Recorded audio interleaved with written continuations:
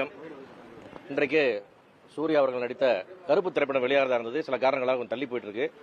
இந்த மாதிரி ஒரு சூழ்நிலையில் திடீர்னு ஒரு அதிர்ச்சியான செய்தி வந்தது.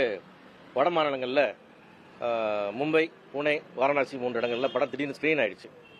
அங்கேருந்து படம் ஓடுறதை பார்த்துட்டு ரசிகர்கள் நிறைய பேர் கூப்பிடுறதை பார்த்து எங்களுக்கு ரொம்ப அதிர்ச்சி அடைஞ்சது. தயாரிப்பாளர்களும் எல்லாரும் ரொம்ப மிக அதிர்ச்சியானோம்.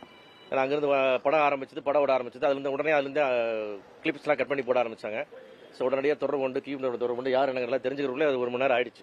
அதுக்கப்புறம் சொல்லி அவங்க படத்தை ஸ்டாப் பண்ணாங்க. அதுக்கப்புறம் ஏன்னா அது கூட அவங்க நாலேஜ் இல்லை, நாங்கள் தான் கண்டுபிடிச்சி எந்த தேட்டர்லாம் சொன்னதுக்கப்புறம் அவங்களுக்கு இது ஒரு யாரும் நடந்து போச்சு சார், எங்கள் சைடில் தப்பாச்சுன்றதை அவங்களும் அட்மிட் பண்ணிட்டாங்க.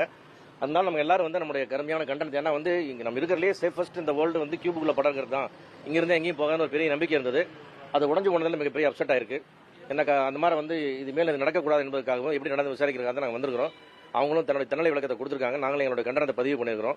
இருந்தால் கூட ஒரு படத்துக்கு ஒரு மிகப்பெரிய ஒரு அநீதி இழைக்கப்பட்டதாக நினைக்கிறோம். இது எவ்வளோ நேரம் ஓடிச்சு, நீ அதனுடைய பைரசி இப்போ வருமா, கொஞ்ச நேரத்தில் வருமா, நைட்டு வருமா, நாளைக்கு வருமா, இது ஜனநாயகன் மாதிரி திருப்பி இது ஒரு பைரசியில் மாட்டிக்குமான்றது எங்களுக்கு மிகப்பெரிய ஒரு பயம் இருக்குது. ஏன்னா ஒரு 140 கோடி செலவில் எடுக்கப்பட்ட ஒரு படத்துக்கு இந்த மாதிரி நிலைமை வந்தால் தயாரிப்பாளர் நிலைமை என்ன ஆகிறது? ஏன்னா தயாரிப்பாளர்கள் ஆல்ரெடி ஓடிடி வியாபாரம் சரிந்து பாதிக்கும் கீழே விலை இன்னைக்கு ப்ரொடக்ஷன் காசு